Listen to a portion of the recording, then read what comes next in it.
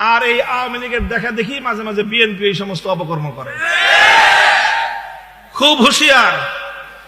মনে রাখেন, আমরা আলহামদুলিল্লাহ ধাপে ধাপে আমরা অগ্রসর হচ্ছি, ধাপে ধাপে আমরা অগ্রসর হচ্ছি। আমরা আগামী দিনে পূর্ণাঙ্গ শরিয়া কায়েম করার স্বপ্ন দেখি। বাংলাদেশে ইসলামী বিপ্লব হবে, কোরআনী হুকুমত কায়েম হবে, আল্লাহর কোরআন হবে বাংলাদেশের সংবিধান।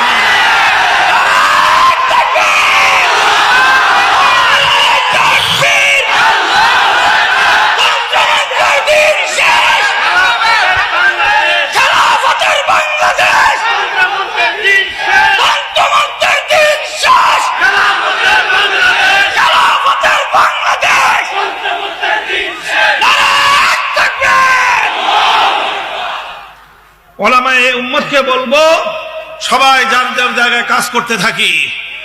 আর আল্লাহর জমিনে ইসলামকে বিজয়ী করবার যেই চলমান আমাদের যে সংগ্রাম, প্রত্যেকে যার যার জায়গা থেকে এই সংগ্রামকে আমরা সহযোগিতা করতে থাকি।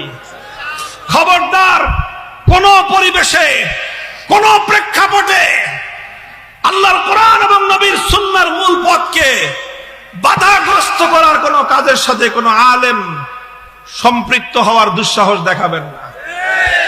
আমি আপনাদেরকে বলে যাই, যে প্রসঙ্গ আমি তুলেছিলাম, আখেরি প্রসঙ্গ আমার, ওই যে বিষয় ছিল যে ভাস্কর্যের নামে বাংলাদেশের রাস্তার মোড়ে মোড়ে মূর্তি স্থাপন করবার একটা আয়োজন ছিল। এই আয়োজনটাকে বৈধতা দেওয়ার জন্য এরকম কিছু খোড়া যুক্তি, ওই যে আগুন পূজা, আগুনকে সম্মান করাকে বৈধতা দেওয়ার জন্য আওয়ামী লীগের কিছু নেতা নেত্রীরা যেরকম খোড়া যুক্তি দাঁড় করাইয়াছিল, ঠিক ওই রকম কিছু খোড়া যুক্তি দাঁড় করাইয়াছিল তারা এই ভাস্কর্যকে বৈধতা দেওয়ার জন্য।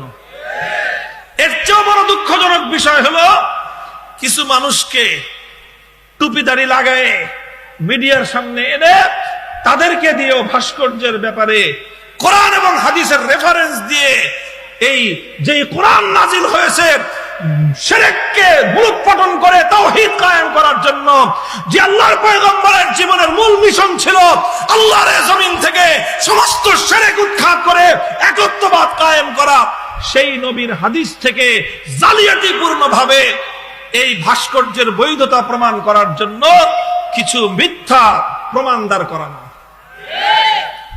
আমি আপনাদেরকে বলি, আবার আপনারা খুঁজবেন, এই নেট ইন্টারনেটে আজকাল সবকিছু থাকে, কারা কারা এই অপকর্মগুলো করেছিল।